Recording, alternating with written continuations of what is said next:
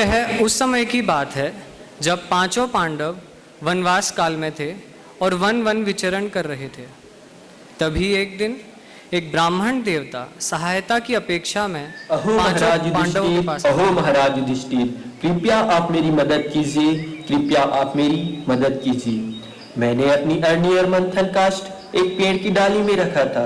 अचानक वहां पे एक हिरन आया और वह हिरन अपने शरीर को उस पेड़ से रगड़ने लगा, लेकिन दुर्भाग्य से मेरी अरणी और मंथन काष्ठ उसके सींग में फंस गया। इससे पहले मैं कुछ कर पाता, वह हिरन चौकड़ी भरता हुआ आश्रम से उछल हो गया। अगर मेरी अरणी और मंथन काष्ठ मुझे नहीं मिल पाया तो मैं अग्निहोत्र नहीं कर पाऊंगा।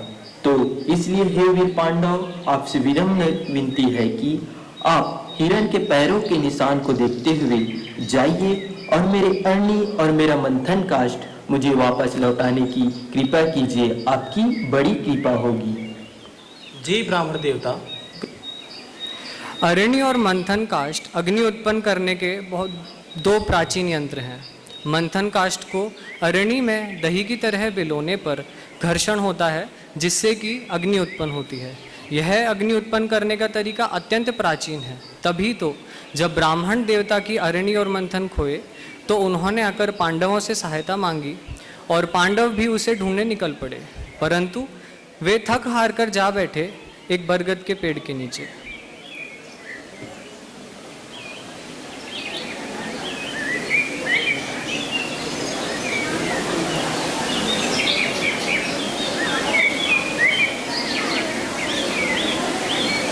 भैया, ये कैसा धर्म संकट है? जिनके हाथों कभी धर्म और अर्थ का नाश नहीं हुआ, आज वही पांडव एक ब्राह्मण की अरणी और मंथन काष्ठ नहीं ला पा रहे।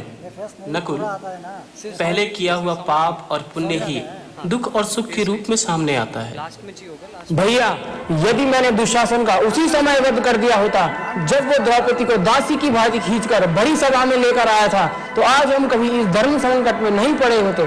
जी भैया, यदि मैंने उस दिन कर्ण का मुंह बंद कर दिया होता तो आज हम इस धर्म संकट में नहीं पड़े होते। तुम सब सही बोल रहे हो। मुझे भी शकुनी को उसी दिन मार देना चाहिए था।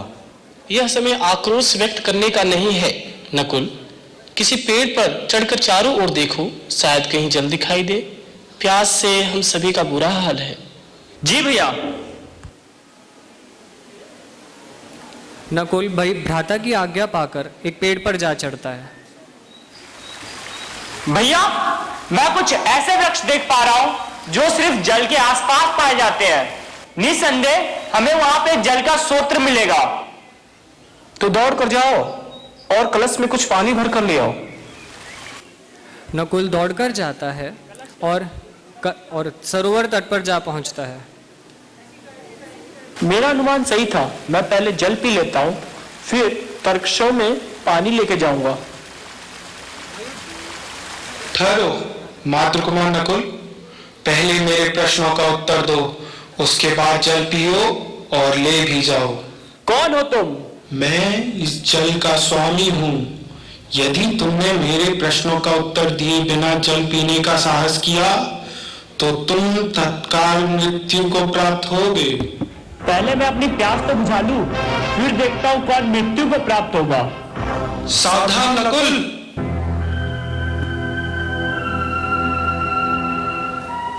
सहदेव, नकुल को यहाँ से गए हुए बहुत देर हो गई। अब तक तो उसे आ जाना चाहिए था। तुम दौड़ कर जाओ और नकुल को बुला कर लाओ। जी भैया। नकुल, नकुल तुम कहाँ हो? नकुल, नकुल क्या हुआ तुम्हें? उठो नकुल। पहले 2 घूंट पानी पी लूं, फिर नकुल को उठाता हूँ। शायद प्यास के कारण पानी पीने से पहले ही बेहोश होकर गिर गया है। यदि तुमने मेरे प्रश्नों की उत्तर दिए बिना जल पीने का साहस किया तो तुम तत्काल मृत्यु को प्राप्त होगे। तो तुमने मेरे भाई को मारा है? उत्तर न मिले तो प्रश्न हत्या करते हैं सहदेव। मृत और अमृत के बीच प्रश्नों की चुनौतियां खड़ी हैं। मेरे प्रश्नों के उत्तर दो तो तुम भी मृत्यु को पार कर जाओगे। मैं नहीं जानता कि तुम कौन हो बहरूपिये, लेकिन पहले मैं अपनी प्यास बुझा लूं, फिर मैं तुम्हारी चुनौती को स्वीकार करता हूँ। सावधान सहदेव, समय किसी की प्रतीक्षा नहीं करता। अपने दोनों भाइयों को ढूंढते हुए अर्जुन भी सरोवर तट जा पहुंचता है। नकुल, सहदेव, कहाँ हो तुम? नकुल, सहदेव, तुम दोनों को क्या हुआ? जिसने भी मेरे भाइयों के साथ छल किया वहां सामने आए। कुंती नंदन, क्यों तुम भी अपने भाइयों की तरह मरना चाहते हो? मेरे प्रश्नों के उत्तर दिए बिना तुम इस सरोवर का जल नहीं पी सकते। तुम जो भी हो, साहस है तो मुझे सामने आकर रोको। शब्द पर बाण चलाने वाला मुझे सामने आने की चुनौती दे रहा है। मेरे प्रश्नों के उत्तर दो, फिर जल पियो। यदि प्रश्नों के उत्तर दिए बिना जल पीने का साहस किया तो तुम भी तत्काल मृत्यु को प्राप्त होगे। रुक जाओ मायावी, पहले मैं अपनी प्यास बुझा लूं, फिर मैं तुम्हें देखता हूं।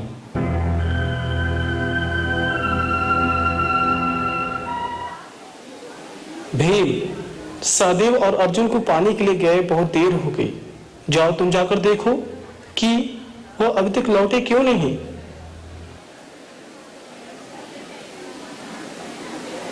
मेरे भाइयों की ये दुर्दशा करने का साहस किसने किया?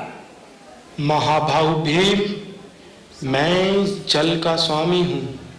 तुम्हारे भाइयों ने मेरी चुनौती को नकारते हुए जल पीने का प्रयत्न किया और मृत्यु को प्राप्त हुए।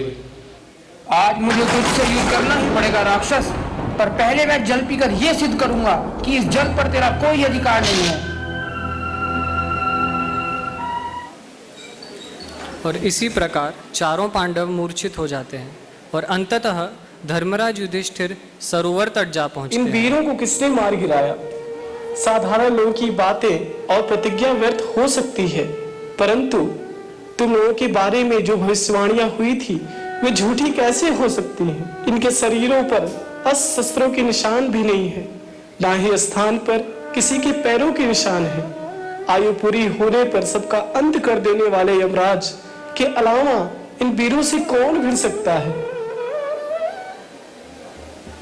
पहले थोड़ा पानी पी लूं, फिर इस रहस्य को सुलझाने की कोशिश करता हूं। महाराज युधिष्ठिर, मैंने ही तुम्हारे चारों भाइयों को यमलोक भेजा है। यदि मेरे प्रश्नों के उत्तर दिए बिना तुमने जल पीने का प्रयत्न किया तो तुम भी यमलोक के 5वें अतिथि होगे। बड़े बड़े युद्धों में जिन वीरों को देवता, गंधर्व, असुर और राक्षस भी नहीं जीत सके, ऐसे वीरों को धराशायी करने वाले तुम कौन हो? मैं यक्ष हूँ राजन। मैंने तुम्हारे भाइयों को हर बार रोका, परंतु वे नहीं माने और मृत्यु को प्राप्त हुए। यक्ष देवता, मैं तुम्हारे प्रश्नों का उत्तर दिए बिना जल नहीं पीऊंगा, इसलिए तुम प्रश्न करो।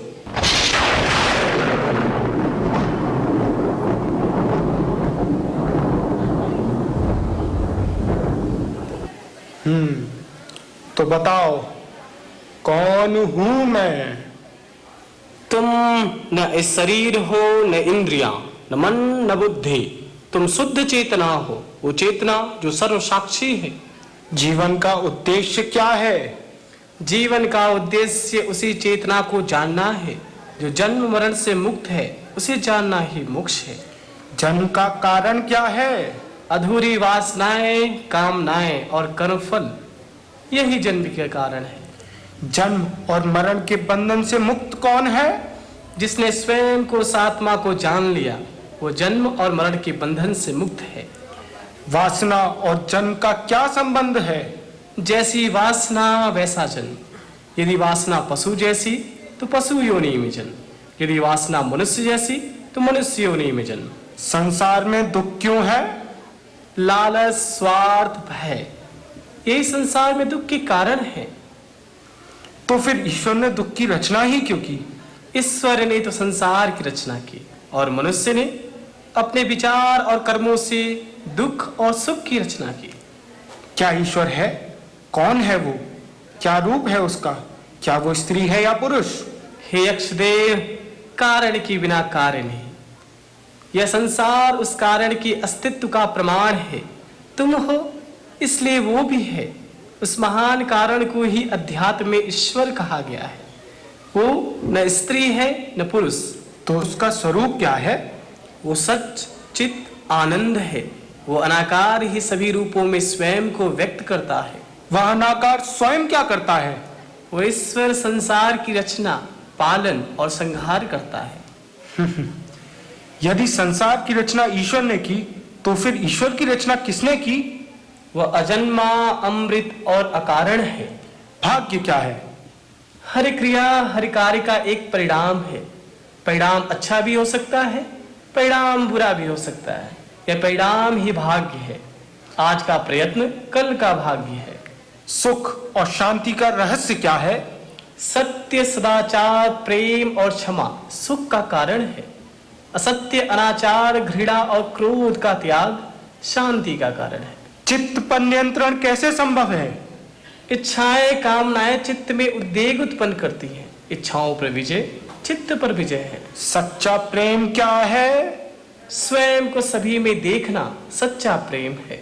स्वयं को सर्वव्याप्त देखना सच्चा प्रेम है।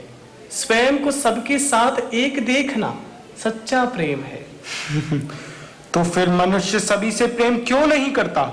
जो स्वयं को सभी में नहीं देख सकता, वो सभी से प्रेम नहीं कर सकता। आसक्ति क्या है? प्रेम में उपेक्षा, मांग और अधिकार आसक्ति है। मेरे प्रश्न अभी समाप्त नहीं हुए हैं युधिष्ठिर। मेरे उत्तर भी अभी शेष है यक्षदेव।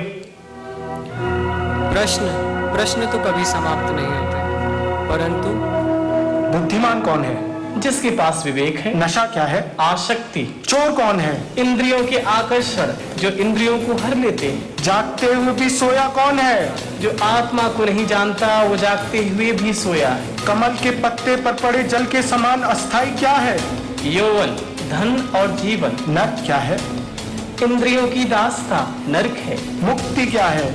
अनासक्ति ही मुक्ति है। दुर्भाग्य का कारण क्या है? मद और अहंकार। सौभाग्य का कारण क्या है? सत्संग और सबके प्रति मैत्री भाव।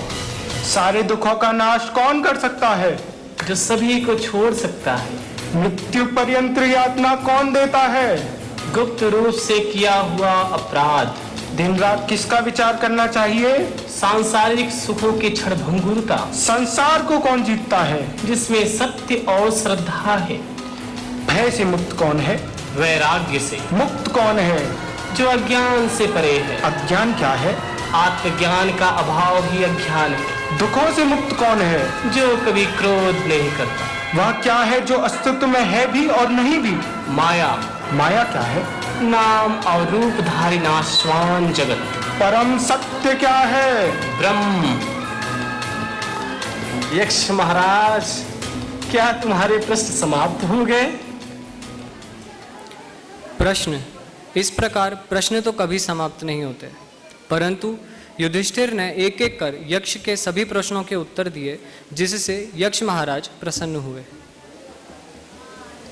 मैं प्रसन्न हूं युधिष्ठिर, इसलिए अपने चारों भाइयों में से जिस एक को तुम चाहो वह जीवित हो सकता है।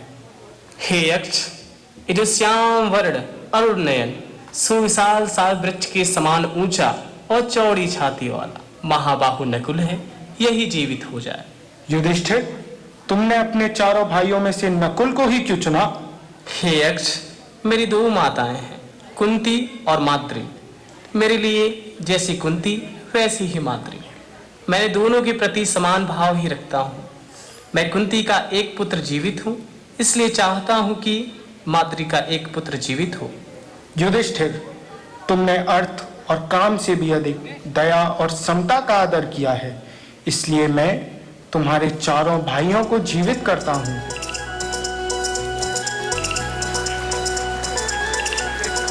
और यह लो ब्राह्मण की अग्नि और मंथन काष्ठ। यह सभी जितने भी प्रश्न थे जो कि यक्ष द्वारा युधिष्ठिर को पूछे गए, यह सभी बहुत ही गूढ़ और मूलभूत प्रश्न हैं जो कि हर एक विद्यार्थी को अपने गुरु से करने चाहिए।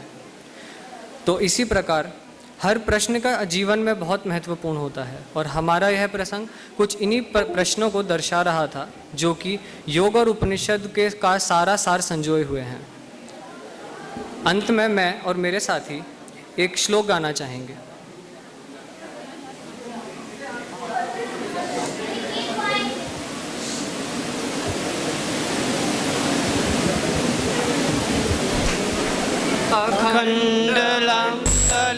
अखण्डलङ्कलाकारं व्याप्तं येन चराचरं तत्त्वं दर्शितं येन तस्मै श्रीगुरवे नमः।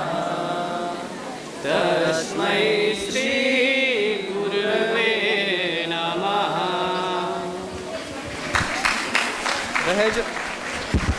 वह जो अखंड है, मंडलाकार है, चिर अचिर हर वस्तु में विद्यमान है, ऐसे परम ब्रह्म परमात्मा के पदों का दर्शन कराने वाले और साक्षात्कार कराने वाले हम सभी के गुरुजनों को हम सब के सब विद्यार्थी धन्यवाद देते हैं।